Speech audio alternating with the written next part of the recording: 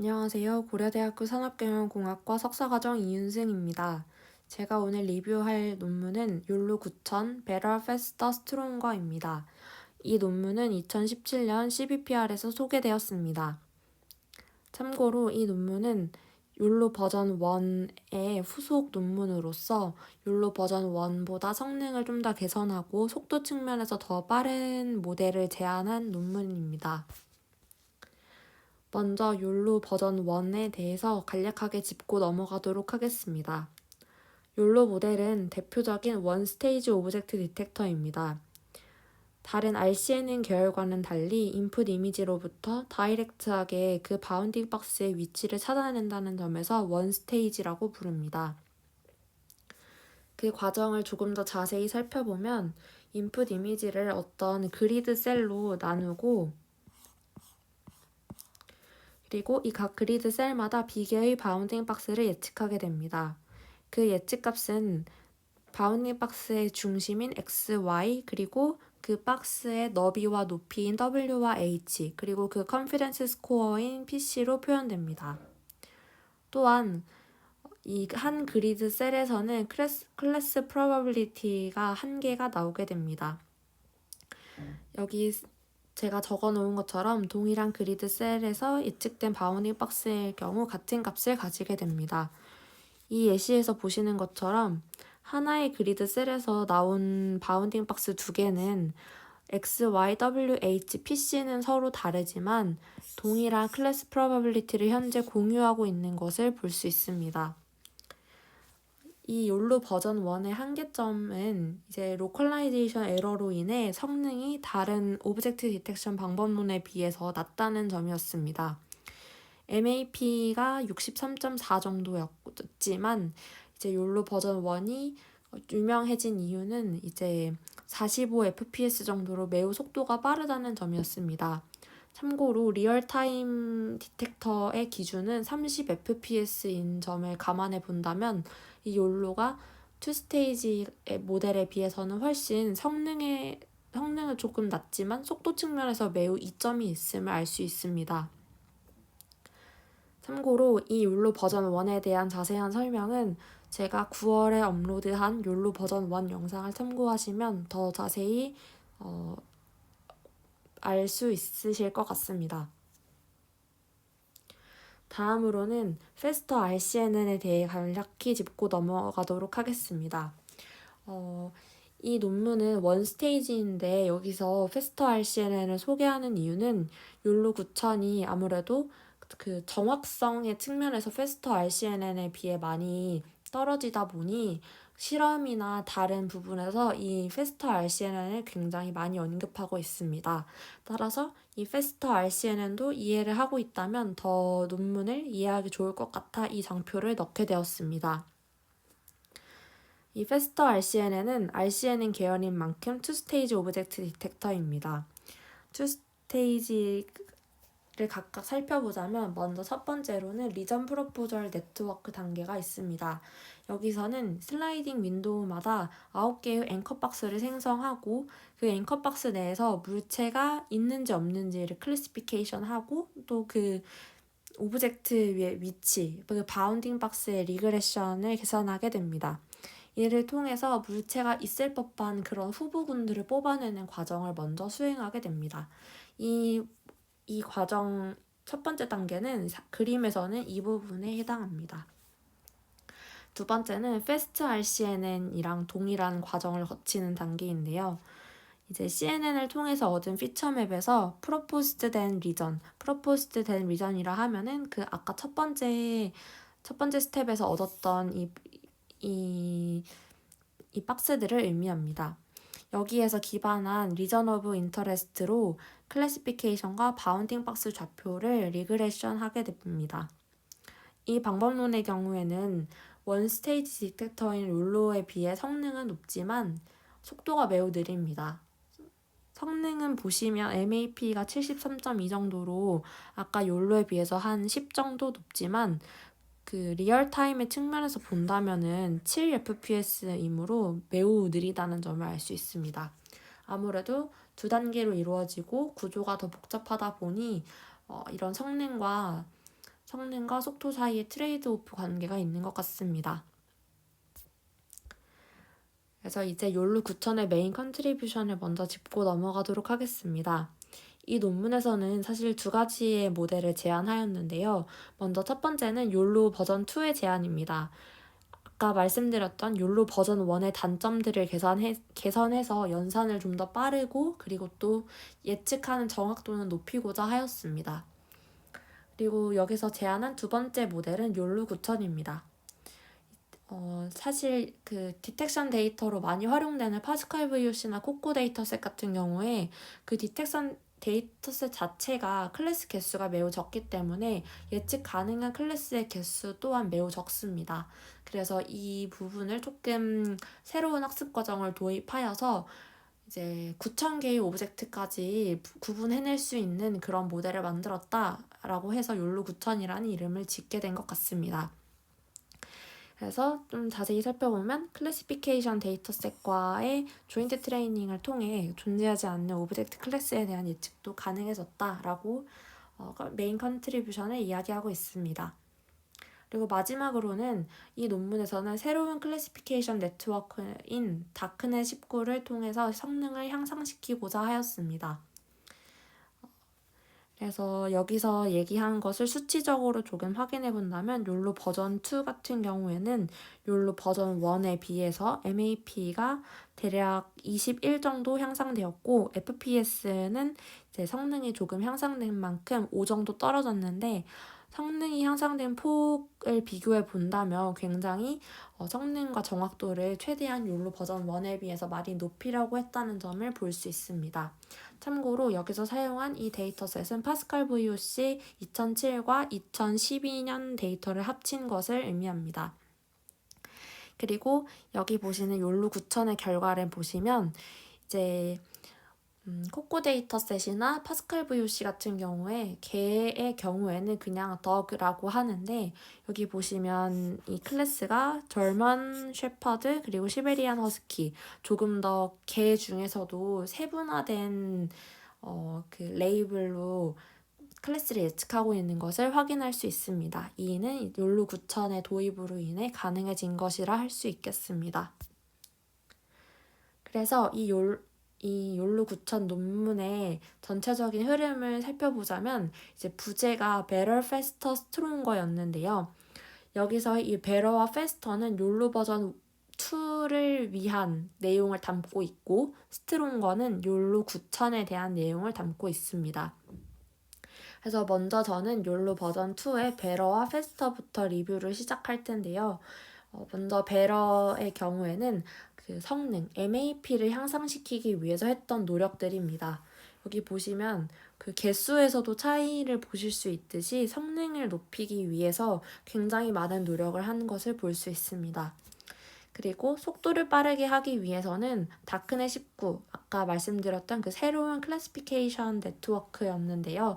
이거를 도입을 하여서 이제 속도도 빠르게 유지하도록 하였습니다. 그리고 마지막으로는 이제 스트롱거 파트인데 이제 클래시피케이션과 디텍션 데이터셋을 합쳐서 워드트리를 이제 생성하고 또 그 클래시피케이션과 디텍션 태스크에 대해서 그 조인트 트레이닝을 하면서 9,000개의 오브젝트에 대한 클래스 예측을 가능하게 하였습니다. 그리고 이 그림의 경우에는 욜루 버전 2의 베러에서 하나하나 항목을 추가할 때마다 MAP가 얼마나 늘어났는지를 보여주고 있습니다. 그래서 최종적으로는 욜루 버전 1이 63.4였는데 이 베러에 들어있는 여러 가지 요소를 적용을 하였더니 최종적으로는 78.6까지 증가하였다고 합니다. 그러면 이제 베러 파트부터 차근차근 알아보도록 하겠습니다. 먼저 욜루 버전 2에서 가장 먼저 적용한 것은 배치 노멀라이제이션입니다. 먼저 이 배치 노멀라이제이션이란 이제 이전 레이어의 파라미터 변화로 인해서 현재 레이어의 입력 분포가 바뀌는 현상을 방지하기 위해 제안된 방법입니다. 아까 말씀드린 이 현상은 이제 코베리에이트 시프트라고도 불립니다. 그래서 이 학습 과정에서 스케일을 의미하는 감마와 시프트를 의미하는 베타를 배치별로 구하고 또 이 값을 저장해서 이 테스트를 할 때 실제 활용을 하게 됩니다. 여기 보시면 트레인 과정에서 parameters to be learned의 감마와 베타가 있게 되고, 그리고 인퍼런스 단계에서 이 트레인에서 구했던 이 값들을 활용해서 배치 노멀라이제이션을 수행하게 됩니다. 그래서 이 욜로 버전 2에서는 이 배치 노멀라이제이션을 어떻게 활용했는가를 알아보면, 먼저 미니 배치를 사용해서 학습할 때 좀 더 빠른 수렴이 가능하기 위해서 이 노멀라이제이션을 사용을 하였습니다. 또한 이 배치놈을 사용하면서 정교화 효과도 있었는데요. 이제 오버피팅이 발생하지 않았다고 합니다. 실제로 배치 노멀라이제이션은 이제 드롭아웃 레이어 대체제로서도 많이 활용이 되는데, 그래서 이 최종적으로는 MAP가 2% 증가했다고 합니다. 이 배치 노멀라이제이션에 대해서 조금 더 자세히 알고 싶으신 분들은 여기 적혀있는 참고자료 블로그를 참조하시면 좋을 것 같습니다. 두 번째는 하이 레졸루션 클래시파이어입니다. 이 욜로 버전 2에서는 파인 튜닝 과정을 한 번 더 거치게 됩니다. 원래는 우리가 욜로 버전 1에서는 224 by 224 데이터로 이미지 클래시피케이션 데이터를 활용해서 CNN을 먼저 프리트레인을 시킵니다. 그 이후에는 이제 오브젝트 디텍션 태스크에서는 좀 고해상도 이미지를 넣어서 그 마지막 단을 파인 튜닝 디텍션에 맞게 파인 튜닝을 하는 단계를 거쳤었습니다. 그런데 이 욜로 버전 2에서는 지적을 했던 것이 클래시피케이션 태스크에서는 이제 저해상도 이미지를 넣었었는데 디텍션을 할 때에는 바로 고해상도 이미지를 넣으니 좀 네트워크가 피팅되는데 좀 더 시간이 걸린다라는 문제점을 제기하였습니다. 그래서 추가한 부분이 바로 이 부분입니다. 똑같이 224 by 224로 CNN을 프리트레인 한 다음 그 다음에 그 마지막에 한 10에폭 정도를 하이 레졸루션 이미지로 클래시피케이션 태스크에 대해서 파인 튜닝하는 것을 추가합니다. 그래서 여기서 파인 튜닝 할 때는 448 by 448의 고해상도 이미지를 넣게 됩니다. 이후의 과정은 똑같습니다. 똑같은데 조금 차이가 나는 점은, 원래는 그 오브젝트 디텍션 태스크의 파인 튜닝을 할 때에도 448 by 448을 적용을 하였었는데, 여기서는 특이하게 416 by 416을 적용하게 됩니다. 이 세 번째 단계에서 입력 이미지 사이즈를 굳이 416 by 416으로 지정한 데에는 이유가 있습니다. 바로 최종 피처맵의 크기를 홀수로 만들기 위함입니다. 대부분 이제 큰 오브젝트의 경우에는 그 이미지의 중앙에 그 라지 오브젝트는 이제 이미지 중앙에 위치하는 경우가 많은데, 그 중심에 그 오브젝트를 예측하는 그리드 셀이 한 개로 만들기 위함입니다. 만약에 피처맵이 착수이게 되면 그 오브젝트에 대해서 예측을 수행하게 되는 그리드 셀이 4개 정도가 되게 되니까 이를 막기 위해서 일부러 홀수로 만들게 되었습니다. 세 번째는 컨볼루셔널 with 앵커 박스입니다. 먼저 여기서는 이제 제가 욜로 버전 1의 네트워크와 욜로 버전 2의 네트워크를 이렇게 가져와서 좀 비교할 수 있게 가져와 봤습니다. 먼저 가장 큰 변화는 네트워크의 변화인데요. 버전 1에서는 FC 레이어를 한번 거치는 과정이 있었는데, 이 FC 레이어를 모두 제거합니다. 그리고 컨볼루션 네트워크로 프리딕션을 하는 것으로 이제 변경을 하게 됩니다. 여기 보시면 마지막에 1x1 필터 125개를 사용하는 것을 볼 수 있습니다. 그리고 이제 여기서 가장 주목할 점은 앵커박스를 사용한다는 점입니다. 그래서 이 그리드 셀마다 5개의 앵커박스로 예측을 하게 됩니다.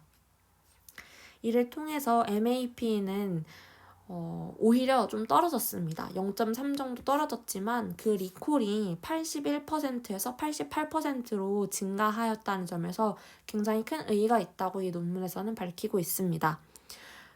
이 말인즉슨 리콜이 증가하였다는 거는 이제 앵커 박스로 예측한 것 중에서 잘 맞춘 박스의 개수가 증가하였다는 것입니다.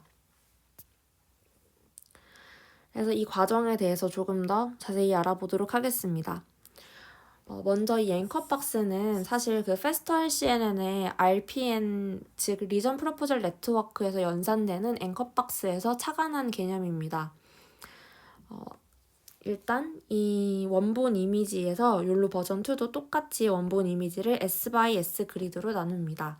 제가 만든 이 예시에서는 현재 4x4로 나누었습니다. 그리고 각 그리드별로 이 빨간색 네모가 하나의 그리드를 의미하는데 이 각 그리드별로 앵커 박스를 5개를 예측하게 됩니다. 그런데 이 앵커 박스의 원점은 항상 그리드 셀 내에 존재하게 됩니다. 왜냐하면 그 안정적인 앵커 박스 예측을 위함인데 이 부분은 조금 더 뒤에 가서 자세히 설명드리도록 하겠습니다. 그래서 보시면 이 하나의 그리드 셀에 대해서 먼저 첫 번째 앵커 박스를 예측을 하였는데 이 앵커 박스는 그 중심을 의미하는 XY 그리고 그 너비와 높이를 의미하는 W와 H 그리고 컨피던스 스코어를 의미하는 PC 그리고 클래스 20개에 대한 클래스 프로바빌리티까지 해서 총 5 더하기 20 그래서 25의 크기를 가진 벡터가 됩니다.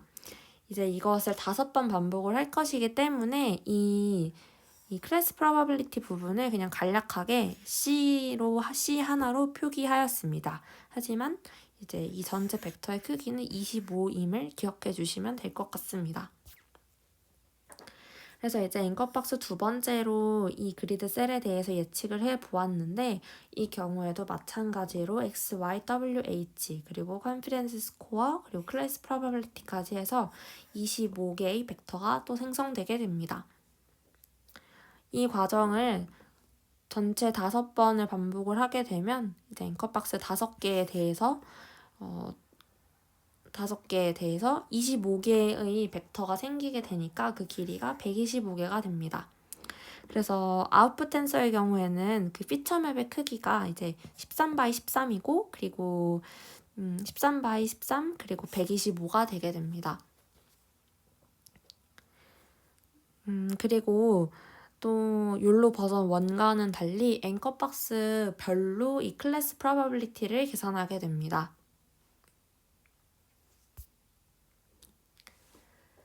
네 번째는 디멘전 클러스터입니다. 이 부분은 이제 욜로 버전 2에서 그 앵커 박스를 어떻게 정하는지에 대한 내용입니다. 먼저 페스터 RCNN에서는 앵커 박스의 레이시오와 사이즈를 미리 정했었는데 이 저자들은 이 부분에 대해서 문제를 제기했습니다. 그래서 욜로 버전 2에서는 K-민즈 클러스터링을 통해서 그라운드 트루스와 가장 유사한 옵티멀 앵커 박스를 탐색합니다. 그런데 이 K-민즈 클러스터링을 할 때 여기서는 이 기준을 이 IOU를 기준으로 하게 됩니다. 보통 일반적으로 클러스터링을 할 때 그 유클리디안 디스턴스를 많이 활용하는데 여기서는 특이하게 IOU를 기준으로 합니다. 그 이유는 바로 뒷 슬라이드에서 더 자세히 설명드리도록 하겠습니다.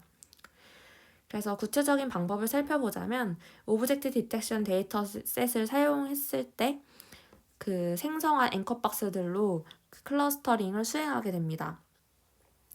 여기 실험 결과를 보시면 클러스터 개수가 5개일 때 가장 그 개수가 적합했다고 합니다.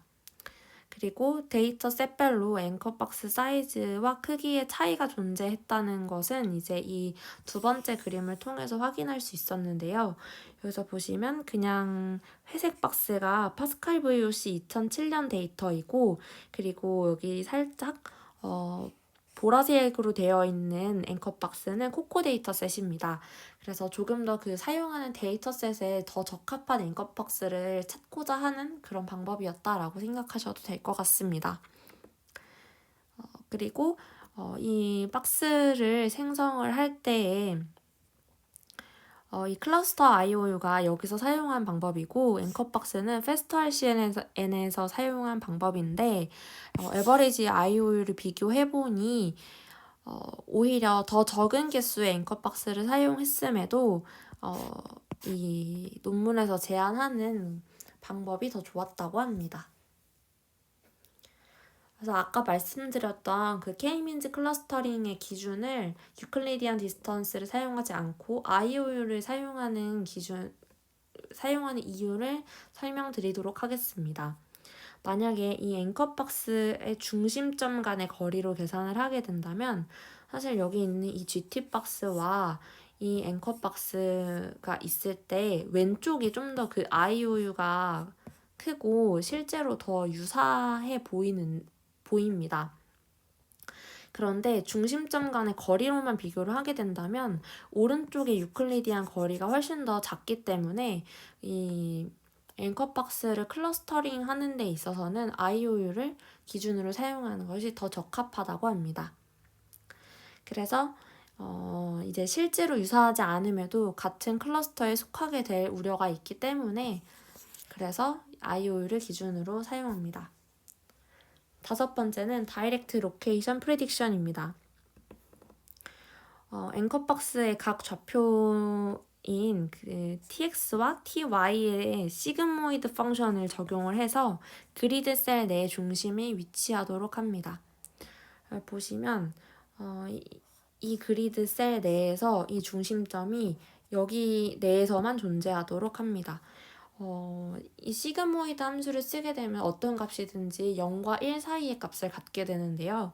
이것을 적용하는 이유는 만약에 이 페스터 RCNN 바운디 박스를 찾는 이 수식을 보시면 여기서 함수 D에 아무런 제약이 없으면 이 그리드 셀을 벗어난 랜덤한 위치에서 앵커가 생성이 되게 됩니다. 그래서 이를 방지하기 위해서 이 시그모이드 함수를 적용하였습니다. 여섯 번째는 Fine Grained Features입니다. 여기서 보시면 이 네트워크는 현재 욜로 버전 2의 네트워크인데 여기에 패스트루 레이어를 추가하였습니다. 바로 하이 레졸루션 피처맵을 이제 로우 레졸루션 피처맵에 합치는 과정인데요. 일반적으로 이제 좀 더 고차원의 피처맵은 작은 물체를 찾는 데 용이하고 그리고 더 작아진 피처맵은 큰 물체를 찾는 데 용이합니다. 그래서 이 과정을 좀 더 자세히 살펴보자면 여기 있는 이 26 by 26 by 256이라는 이 피처맵이 있을 때 이 피처맵을 이렇게 자르게 됩니다. 그러면은 이 하나의 크기가 13 by 13 by 512가 되게 됩니다. 그래서 총 4개의 조각이 나오게 될 텐데 이를 스태킹 하듯이 이렇게 옆으로 컨캣을 하고 그러면 이제 13 by 13 by 2048이 됩니다. 그러면은 이렇게 펼쳐진 이 사이즈는 바로 여기 이 주황색으로 표시된 이 부분이 됩니다. 그래서 이 부분과 그리고 이제 그 로우 레졸루션 피처 맵이 사이즈가 가로 세로의 길이가 똑같아졌으므로 바로 컨캣을 할 수 있게 됩니다. 그래서 이렇게 해서 조금 더 이제 큰 물체, 작은 물체를 뽑는데 좀 이 패스트루 레이어를 통해서 더 잘 뽑아내게 합니다. 그래서 이 과정을 거친 결과 MAP는 1% 상승했다고 합니다. 다음으로는 멀티스케일 트레이닝입니다. 이 롤루 버전 2에서 가장 큰 특징은 이제 마지막에 FC 레이어를 떼고 이제 원바이원 컨볼루션을 통해서 이제 원바이원 컨볼루션을 통해서 예측을 한다는 점인데요. 이렇게 되면은 이제 인풋 사이즈가 변화해도 상관이 없게 됩니다. 그래서 이제 좀 더 다양한 인풋 이미지의 사이즈를 넣어줌으로써 여러 사이즈의 이미지에도 로버스트한 디텍션 성능을 내기 위해 이러한 멀티스케일 트레이닝 과정을 거치게 되었습니다. 그래서 모든 배치 10개마다 랜덤하게 인풋 사이즈를 변경하게 됩니다. 그렇지만 이 인풋 사이즈의 범위는 320, 352, 608로 이 32씩 증가하는 그런 크기로 이제 모든 배치 10개마다 랜덤하게 사이즈를 변경하게 됩니다.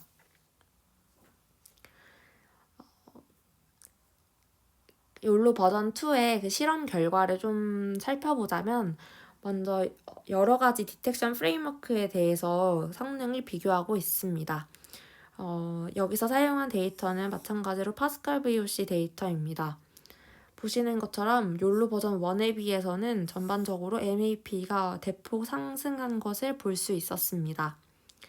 그리고 이 배러 부분에서 특히 MAP를 높이는 데 매우 신경을 많이 썼기 때문에 여기서 보시는 이 페스터 RCN이나 SSD를 보았을 때에도 그 성능이 거의 다 따라잡은 수준임을 확인하였습니다.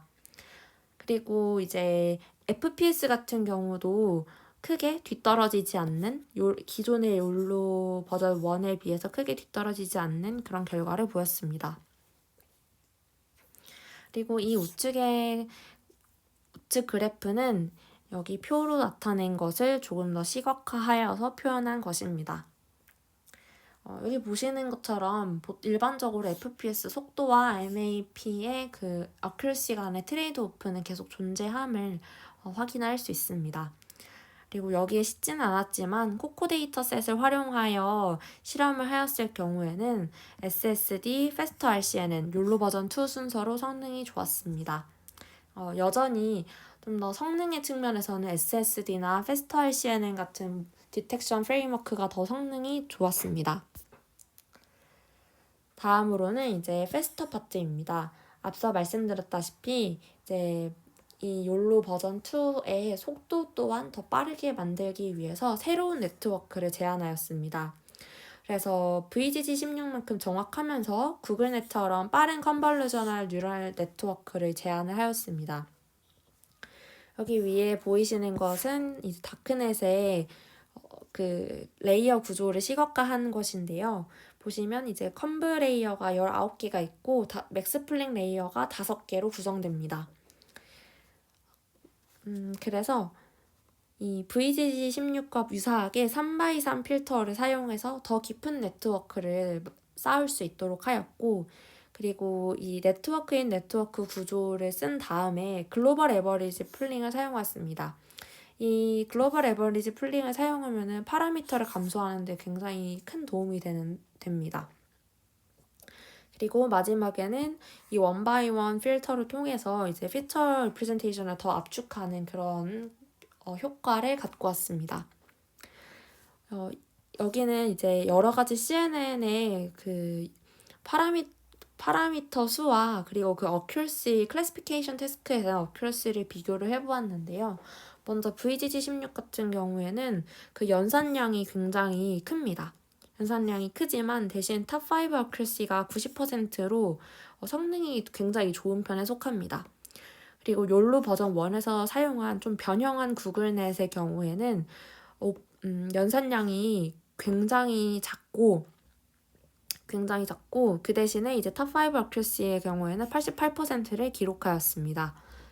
이제 이 논문에서 제안한 다크넷 19의 경우에는 이 두 VGG16과 그리고 구글넷에 비해서 훨씬 더 작은 연산량을 보였고, 그리고 오히려 탑5 어큐러시는 91.2%로 클래시피케이션 성능은 더 증가한 것을 확인하였습니다. 참고로 이제 아까 말씀드렸던 것처럼 글로벌 에버리지 풀링을 사용하면 파라미터 개수가 크게 감소하게 되는데요. 그래서 일반적으로 풀리 커넥티드 레이어 대신에 글로벌 에버리지 풀링을 이미지를 처리함에 있어서 많이 사용하게 됩니다. 그래서 이 글로벌 에버리지 풀링이 어떤 것이냐에 대해서 간략하게 짚고 넘어가자면, 이 어떤 피처맵이 있을 때 그 7x7x 1024라는 게 있을 때 이 7x7x1 이 하나의 채널을 평균을 내서 그것을 이 아웃풋으로 내는 것입니다. 그래서 채널별로 에버리지 풀링을 이제 적용을 하여서 피처를 1차원 벡터로 만들기 위한 방법이다라고 알아두시면 될 것 같습니다. 그래서 이 fully connected 레이어 대신 글로벌 에버리지 풀링을 사용하는 이유는 FC 레이어를 사용할 때보다 파라미터 개수를 크게 감소하기 위함이다라고 알아두시면 좋을 것 같습니다. 이에 대한 자세한 설명은 제가 우측 상단에 적어놓은 GitHub 블로그에서 더 자세히 알아보실 수 있습니다. 또 참고로 여기서 계속 나오는 탑1 accuracy와 탑5 accuracy가 평가 지표로 계속 등장하게 되는데요. 이 의미에 대해서 짚고 넘어가도록 하겠습니다. 먼저 탑5 accuracy는 예측 확률이 가장 높은 클래스 5개와 그라운드 트루스가 일치하는지이고 탑1 accuracy는 예측 확률이 가장 높은 클래스 1개와 그라운드 트루스가 일치하는지입니다. 이를 예시를 들어 설명해 보자면 여기 귀여운 강아지 사진이 있습니다. 그리고 여기에 있는 이 물체는 이제 강아지이다 라고 그라운드 트루스가 주어져 있습니다. 어떤 모델을 통해서 이 사진에 있는 오브젝트의 클래스가 어떤 것인지 그 클래스 프로바빌리티를 뽑아 보았고 그리고 가장 높은 순서대로 정렬을 해보았습니다. 그런데 여기서 0.55라는 값으로 여기 있는 이 동물이 캣이라고 예측을 했습니다. 그럼 이럴 경우에 이 예측 확률이 가장 높은 클래스 한 개와 그라운드 트루스를 비교하게 되므로 탑1 accuracy는 0이 됩니다. 그런데 탑5 accuracy의 경우에는 예측 확률이 가장 높은 클래스 5개와 그라운드 트루스가 일치하는지 여부를 확인하기 때문에 여기 있는 이 5개 중에서 그라운드 트루스인 강아지가 있기만 하면 100이 됩니다. 그래서 이거는 이제 한 장을 예시로 들었으니까 퍼센트로 계산을 하기가 어렵지만 여러 장에 대해서 수행을 하면은 이 어큐러시를 이제 그 퍼센트로 변환을 해서 구할 수가 있을 것입니다. 이제 마지막으로는 이제 욜로 9000입니다. 욜로 9000은 바로 이 논문에서 스트롱거 파트에 해당하는 부분입니다. 여기서 이제 어떻게 적용을 하였는지 하나하나 살펴보도록 하겠습니다. 먼저 hierarchical classification입니다.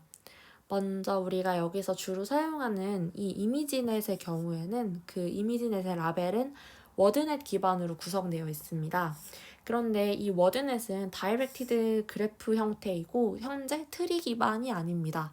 그런데 우리가 어떤 그 라벨을 좀 프로파게이션 하거나 할 때에는 아무래도 트리 형태가 되어 있어야 그런 게 편리하기 때문에 이 hierarchical classification 학습을 통해서 워드 트리를 생성하게 됩니다. 이 워드 트리를 생성한다는 것은 일단 이 워드넷을 기반으로 해서 공통 루트를 갖는 레이블을 서로 묶는 작업을 의미합니다. 왜냐하면 그 레이블이 서로 완전히 mutually exclusive 하지 않기 때문인데 예를 들면 강아지 클래스와 골든 리트리버는 서로 완전 무관한 것이 아닙니다. 강아지의 하위 항목으로서 골든 리트리버나 푸들 같은 것이 들어가기 때문에 모든 클래스가 그런 것은 아니지만 대부분의 클래스는 서로 항상 서로 연관성을 갖게 됩니다. 그래서 공통 루트를 갖는 레이블끼리 묶는 작업을 시행하게 됩니다. 그래서 이제 노포크 테리어는 이제 강아지나 동물 이 레이블에도 해당이 되기 때문에 이 레이블도 그라운드 트루스 레이블로 프로파게이트 시킵니다. 그리고 두 번째는 이제 데이터 콤비네이션을 하는 것입니다. 여기서 우리가 클래시피케이션 데이터로 많이 활용하는 이미지넷과 그리고 디텍션으로 유명한 코코 데이터셋 그리고 이미지넷의 디텍션 챌린지에 활용하였던 그 데이터셋까지 모두 합쳐서 총 9,000개의 클래스 레이블을 생성하게 됩니다. 세 번째로는 이제 클래시피케이션과 디텍션을 서로 조인트 트레이닝 하게 됩니다. 그런데 이때 디텍션 데이터셋과 클래시피케이션 데이터셋의 개수는 매우 큰 차이가 나기 때문에 오버샘플링으로 디텍션을 한 4 정도 더 많이 뽑고 클래시피케이션은 1 정도 해서 그 개수를 서로 비슷하게 맞추게 됩니다.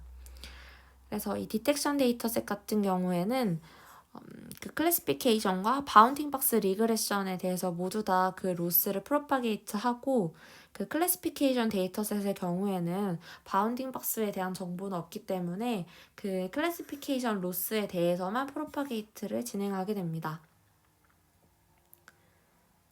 그래서 이렇게 학습을 거치게 되면 이 디텍션 데이터셋에 있었던 데이터로는 그 객체를 탐지하는 것을 학습을 하게 되고, 그리고 또 이 기존에 만들었던 9,000개의 레이블에 대한 클래스 프로바빌리티도 계속 같이 계산을 하였기 때문에 9,000개 오브젝트에 대한 구분도 가능하게 됩니다. 이제 마지막으로 실험 파트입니다. 먼저 이렇게 워드트리로 생성을 하였을 때 그 클래시피케이션 성능이 어떤지를 실험 1을 통해서 확인해 보았습니다.